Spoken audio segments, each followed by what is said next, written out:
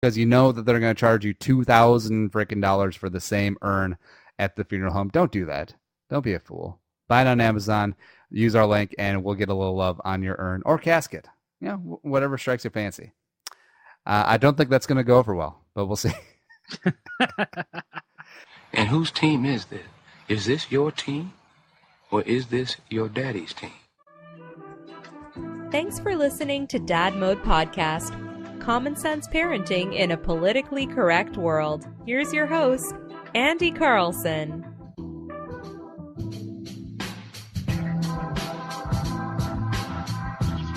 And welcome back to the Dad Mode Podcast, Common Sense Parenting in a Politically Correct World.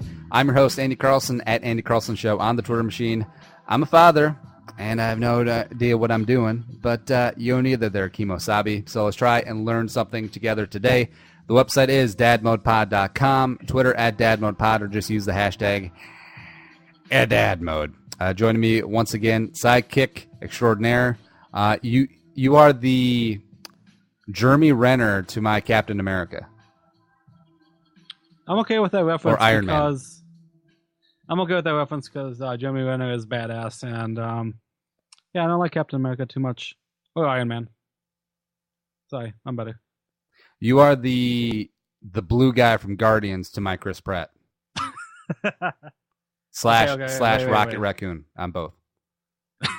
Why do you get to be both? That's no fair. The topic today, the du jour, going from Marvel Universe to death and dying. And what do you teach kids about when, great Aunt Gertie, actually, I shouldn't say Gertie because she actually does have a great Aunt Gertie. Great Uncle Ezekiel moves on to that big peel-off in the sky. What do you tell him? Where does Uncle Zeke go? Where did he go? And what happens to his body now? Now, Nick, you and I, full disclosure, we both lost a parent, and you were much younger than myself, and we're not trying to rip open any wounds, but how old were you when your mom passed? I was 17. Oh, so you weren't even a kid. You were a pimply-faced little runt. Oh, no, just kidding. I was pimply-faced. My skin cleared up most of the way through. I was a junior in high school. I was, but my maturity level was definitely not there. So that's because you were the baby. I was a spoiled brat up through high school. It changed me a lot.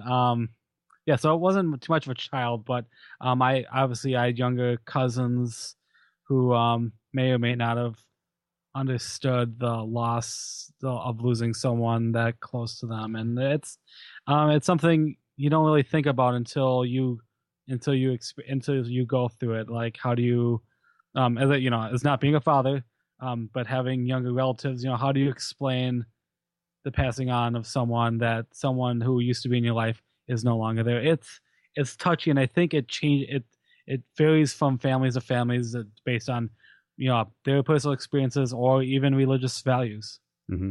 Now, as a kid, did you ever lose a relative, distant or close, or a pet or anything like that? I lost my great grandmother, I believe, when I was in kindergarten. Well, yeah, because she was really old. Now, how was that explained to you when you're a young and impressionable kid at 5? I just believe as a young kid, I think I was given the blunt truth, like she's no longer living, she's no longer with us, and she's in a better place. Yes, the ground. Yes. It's a nice clean funeral home more than a old dump place. She's got all the formaldehyde she can eat. I'm so jealous. Yes, and I'm from a Jewish family, judging by that accent. With the gefilte fish. How much is this going to cost? No, okay. All right. Whoa, too far. No, just kidding. Yeah. Now, what about pets? Gone, not better place. They're just gone. We'll get another one. Easy replaceable. I feel like with Mugsy, now we have 2 dogs. One is 7, one is 6, or maybe 8 and 7, one of the 2. And they're probably going to be moving on roughly about when she's 6, 7, 8 years old, hopefully. And she's going to be growing up with these dogs, Sammy and Cody, and that's going to be probably her first real in-depth dealing with death. All right, so now when we do have to put down one of the dogs, say health is failing and it's just more merciful to put them down, what do you say then? Because the dog's not passing from natural causes. You are actually physically taking them to a place to have them injected to die. Now, I want to be blunt with my kids, except this is probably going to be something where I'm not going to take her to the vet and be like, hey, Mugsy, watch the needle go in. Watch it. And it's going to be a spot where, like when I lost my dogs when I was a kid, I think we had our first dog, Abby, who was, I think she was like a golden collie mix or something like that. She passed when I was, I want to say 4. So it was the whole dog's gone to heaven. She's got plenty of bones and plenty of kibble and all the good victuals up in the sky, even though I know that she was buried in the backyard. And then second dog was Emily, and it was the first dog I ever had from scratch. So I basically grew up with this dog. I remember first day she came home, I think I was like 5, and this little black Cocker Spaniel, and I was carrying her around at like the little plastic army helmet. For some reason, I vividly remember that. So small little dog. She didn't really like me. She was my dog, quote unquote, except she really didn't like me. She was more my dad's dog. And then she passed away. I want to say I was sometime in high school. But that was the whole timeline of basically having a dog your entire life and then it moving on. And Mugsy, I'm probably going to follow that same line. Dogs in our place in the sky, happy. Now let's have a nice little funeral, and then we'll bury Cody behind the shed in the backyard, and that whole thing. Yeah. But obviously, I think I'll. But so you are going to bring up heaven with her. Obviously, you're raising her as a Christian faith. You guys are a Christian family, so you are going to bring up heaven with her, and all good people, all lost loved ones will go to heaven, except for when Uncle Nick goes. You're just going to tell the truth with her and say, Nick's going down. He's dead. He was shot up in that pickup truck in Inver Grove. Yep. And I feel like pets are a good way to introduce kids to the circle of life. Hi, Sahanya. And then goldfish, they're probably going to be a dime a dozen. The kids, like the class hamster, odds are that she's going to kill that thing. And then she's going to feel really bad. I mean, what age, are you going to, I guess not knowing. Well, I think it just has to come up organically. Like, say, like one of me or Crystal's older relatives passes away, and we go to their funeral. Then she's like 3 or 4 years old. She's asking lots of questions. Why is everyone here? Why is everyone wearing black? Why are they putting this person in the ground? Where did person X go? And that's when, because you don't sit them down and have a talk. Like, hey kids, it's movie night, and let's talk about some death. But I think just the whole standard line of, in a better place, they lived a good life, and that's the whole thing. I guess if a person's life is cut short, whether it be an accident or anything like that, then that would be a little bit harder to explain. I'm trying to think, because my nieces are 3 and 5 right now, and they just lost a cat. I'm trying to remember how they kind of dealt with it. Because I think 5 is probably that age where I think they do start making their connections a lot more clear than my 3-year-old niece. I mean, she gets things, and my niece is very smart too. They're both very, very smart. But I think from 5 on, I think is going to be that fragile kind of innocence. If there's a death, I think between 5 and 10 or 12, like a family death that they never expected or ever went through. I think that's going to be the most impressionable moments of the kid's life if something happens. Ooh, yeah, that. I agree. I think 5 is a good line of demarcation of where the kid doesn't really care, and then where they actually start to get it. Because, see, my great grandma passed away when I was like 3 or 4, and for some reason I remember at the funeral being allowed just to run around in the cemetery, just like play hide and seek with my cousins, which is fine. Okay. But once you get to like 5, 6, 7, then it starts setting in, because now you actually remember this person who passed away, if you had a relationship with them, or you remember the pet, as it were, and then you start getting the emotions like, oh, we're never going to see this person or this animal ever again. And then that's when a little bit of the emotion comes in, because they're starting to realize it. They're starting to get the magnitude of it. Yes. Yep. See, I think, with my mother passing away, because it was a shock, I think, compared for the family, it was, I had cousins ranging, let's see, it was been 13 years ago. So I have cousins. So my cousins aged from, I think, 8 to about 12 or 13, and like, and religious families, so they understood the term of heaven, and that's where my mom went, and like it. Yeah, it's hard. You just weren't. I mean, as kids, I think kids have that safety mechanism in their brain where they go to their happy place. They go, like they play with their cousins and their brothers and sisters. They know how to. They can enjoy themselves when, as the adults who obviously have to, who are mourning a lot, who mourn in our own ways, who. When you bring back other family members and stuff, it's different.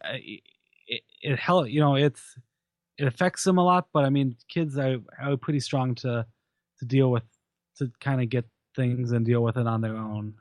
But I think it's important to see that a lot of people go through different cycles. Some are able to cry, some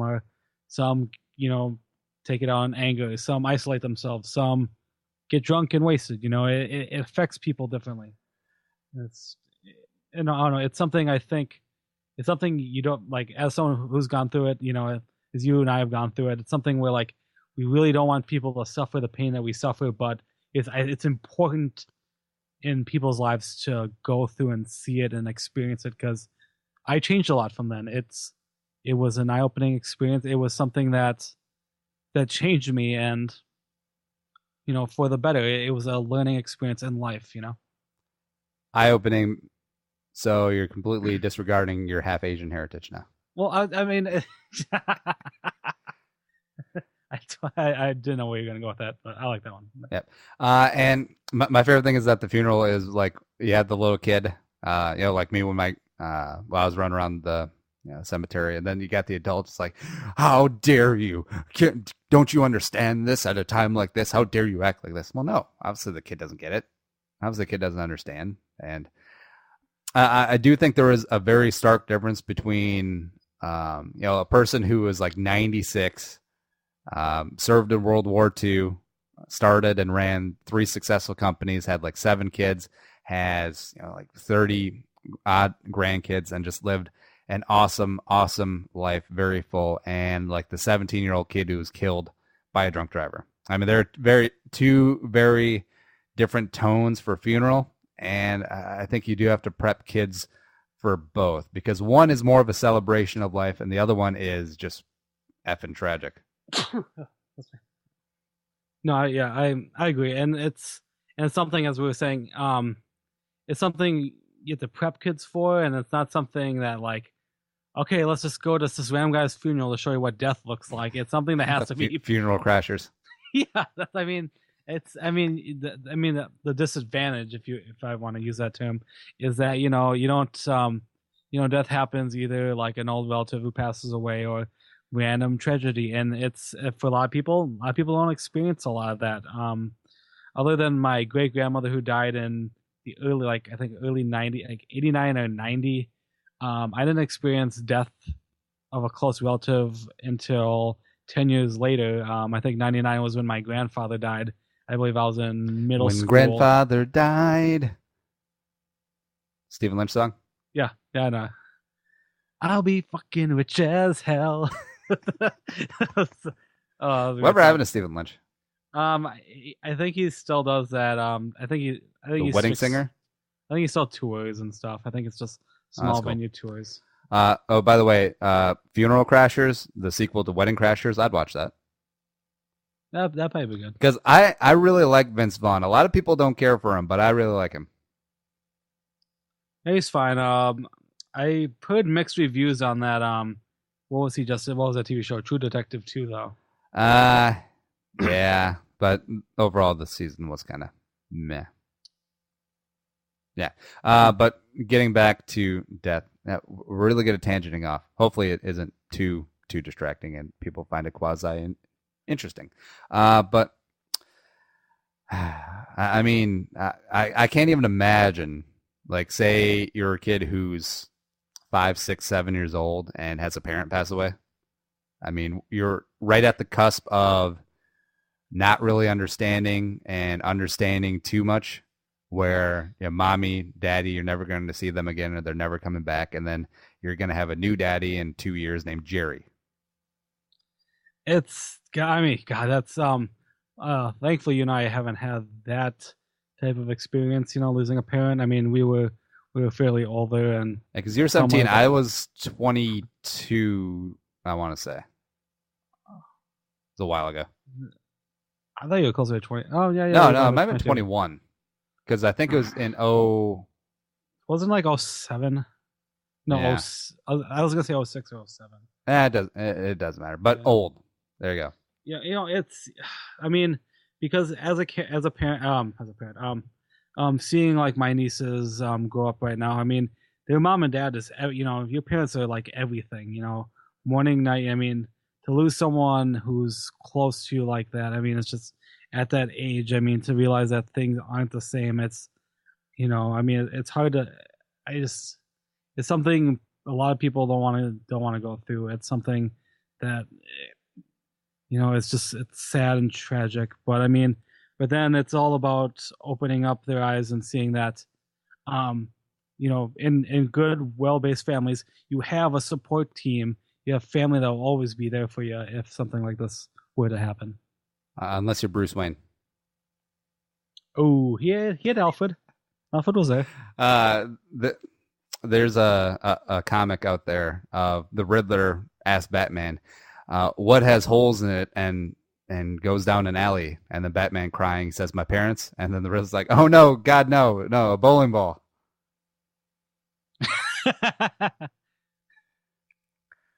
But keeping with the morbid,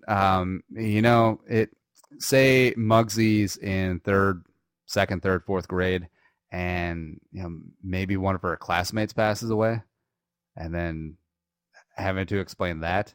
I mean, if it's an accident, or if the kid is, God forbid, sick or something like that, and that's some really heavy stuff, and that's like some really conversation stuff. Because Quasi had this, because in 7th grade, I want to say one of my classmates was killed in an ATV accident.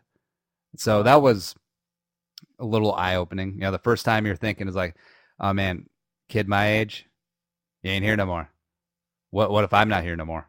Stuff like that. Man, it's like at the age where you can comprehend and can handle it. But if that happened when I was like 7, 8, 9 years old, I don't know, man. Let's pretend I know what ATV is. Can you explain it for the rest of the... 4-wheeler. Oh, okay. All-terrain vehicle, right? Yeah. Sorry, urbanized kid. Sorry, continue. You don't have a lot of 4-wheelers in St. Paul? Oh, yeah, I was not... my friends did. I was not one of the ones. I was told that the St. Paul St. Patrick's Day Parade is all 4-wheelers and gators and snowmobiles. No, not when I go there. Yeah, but just thinking, and hopefully this doesn't happen, obviously. But Mugsy's in 3rd grade, and one of her classmates passes away. That's going to be a really awkward conversation to have, but one that you have to have. I mean, I guess the question I think when people are going to see this podcast is, are you going to be parent A, who's going to be blunt and honest with you, or are you going to be parent B, where you're going to sugarcoat everything and say fairies and magic or something, and I try to cover things up? I mean, because the parents be No. All right. So real world definition. A would be like he gone, and B would be like he's gone for the summer, but he'll be back. Something like that. something like that. Yeah. It's and like I mean, like being Well, straight up. little Johnny's gone, except he's not in heaven because his parents are atheists. Now, probably won't go that far, but I think I'll definitely lean more towards A, as situations like that. They are tragedies, except they are learning opportunities, and yeah, that seems a little harsh to phrase it like that, but it's really the truth. And if that, God forbid, does happen, I think Mugsy can learn a lot of things about life, how precious it is, how you have to take advantage of the time that you have here because you never know what tomorrow is going to bring. And hopefully it doesn't fill her with a sense of, holy crap, I'm going to die tomorrow, but rather make the most of what you have here. Let people that you love know that you love them, and just do as much as you can, as quickly as you can, as that sort of thing. And that's why I always go to White Castle and order a crave case, because there's going to be that one day I'm not going to be here, and I'll be like, oh man, I don't want to leave the earth regretting not eating a crave case that last time I went to White Castle. Well, you have to. Well, that was actually your cause of death. Oh, I didn't think that far ahead. We got Mugsy at Uncle Nick's funeral, and she's 4, and is like, dearly beloved. No, that's a wedding. Be like, crave case. Just crave case did, and he OD'd on WC. The WC. I told they buried him me in a giant crave case. I told Nick he shouldn't have tried the veggie burger at White Castle.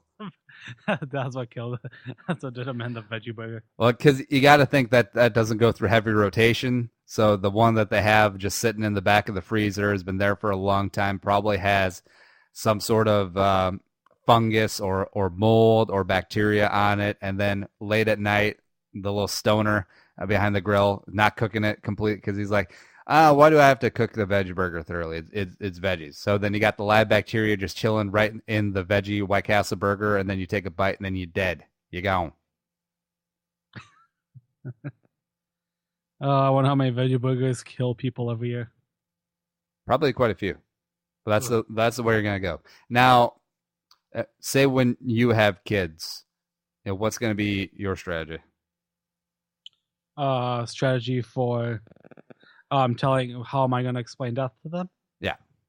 I will be as a not religious person, I will be honest in saying that they're just no longer with us. But where did they go? You gonna say Jupiter? You gonna say Jupiter? I mean, I guess. I mean, if they're buried, they went into the earth. If they're cremated, they're in the sky. They're all around us. Be saying I'm not religious, I mean, that's kind of BS. I will explain that there is a better place for families when they go. I mean, it's kind of how I explain, like with my mom passing away, to like the nieces if they ever ask about, because I have the oldest one kind of asked every one time, like, who asked I think once about our family, like my brother's mother, she's wondering where the grandparents are on her side and stuff, and like we say that she's up in heaven. I think I might have to go that sweet route and say heaven. And gosh, I would never have thought that. Yes, a better place, Nova Scotia. I hear it's beautiful there. Yeah, except it's like really kind of ass backwards and like rural. And I think Trailer Park Boys is supposed to be set in Nova Scotia. Is it really? Yeah, about that. Well, anything, like that eastern coast and Canada. I mean, it depends on the season, I bet. I mean, I wouldn't be surprised if they have like really harsh winters. All right, so that was Death and Dying, and closing out with some Trailer Park Boys and Nova Scotia references, because who knew? Do you have any statements for, since we are on this morbid subject, if something ever happened to you or Crystal, do you or the other one have statements for Mugsy when that ever happened? No, we probably should put that in the will, or heck, maybe I'll just make a podcast because that's my thing. Mugsy, this podcast is for you. If you're hearing this, I'm no longer with you. And Mugsy, when a man loves a woman and another woman, you have the reason why I died. Because your mother murdered me. And that whole thing. But yeah, closing up with the morbidity, Amazon. You can buy anything on Amazon. I just looked it up. You can literally buy a casket on Amazon. I'm looking at the Star Legacy Prestige Poplar Wood Casket Cherry. Looking pretty good. Looking pretty damn good. And, why pay all the huge markup at the funeral home? Because they're preying on your emotions.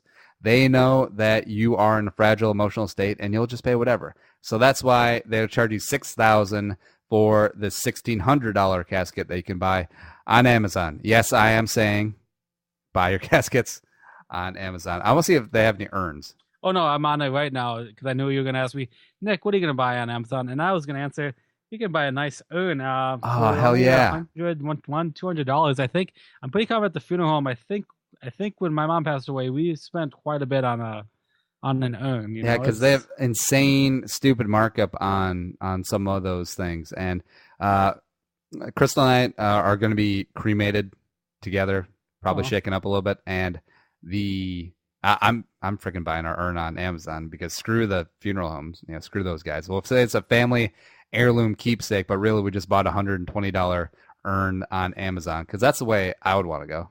Oh, hey, look at this. You can buy, I think I've seen this. People, they have like separate urns. So you can buy like mini urns. So like if you had multiple kids, you can, here's part of your dad. Here's your dad's foot. Here's your dad's arm or leg or whatever. And if I fail at raising Mugsy, she'll probably just snort a line of my ashes.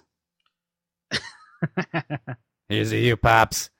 Love ya. Miss ya. She's got one of those voice box things because she smokes 2 packs a day. Yeah, not going to happen. But yeah, buy the $120 urn on Amazon. Use our link, dadmodepod.com, top left corner. Click on Amazon banner. It'll take you to Amazon through our link. Bookmark that. And buy your $120 urn.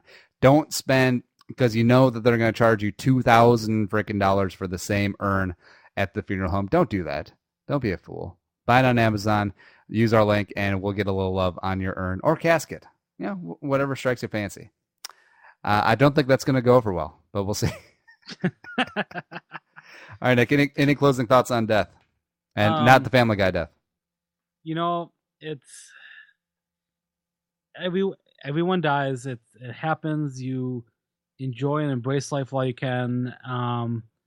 For children who eventually have to go through a relative or a loved one who has to pass someday, I believe in honesty and honestly, and just being, you just tell them the truth, but but positive. Don't over sugarcoat it, but you have to realize that death is, for a lot of people, death is just is just another parting step of life. And if you religious and believe in the believe in the heaven, just you got to let them know about that. And and just things will be sad, but things do get a lot better, and you learn from these losses. So just let them know that, like great Uncle Malachi, we gone. Show's available on iTunes. Subscribe, little rate, little review. Nick, have you rated and reviewed us yet? I didn't know if I was allowed to because I'm like a co-host. I mean, can I get on there? I can get on there? Okay. Yeah, absolutely. Follow us on Twitter at DadModePod, me at Andy Carlson Show, or Nick as well at Nickason. Website is dadmodepod.com. Amazon, buy your urns, buy your caskets. That should be our slogan. Yeah. That'll definitely get more people to buy stuff there. All right, but we're going. Say goodbye, Nick.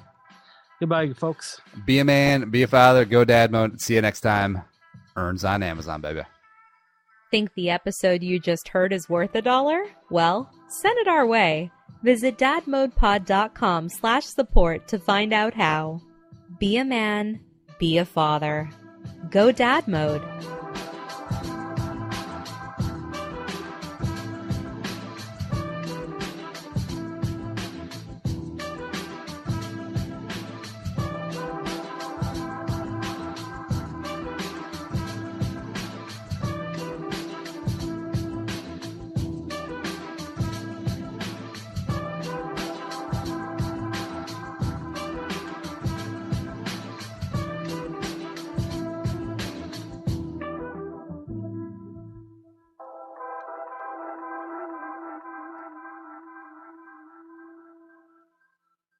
The music is created and produced by Deeb. To hear more of his tracks, visit soundcloud.com/Deeb.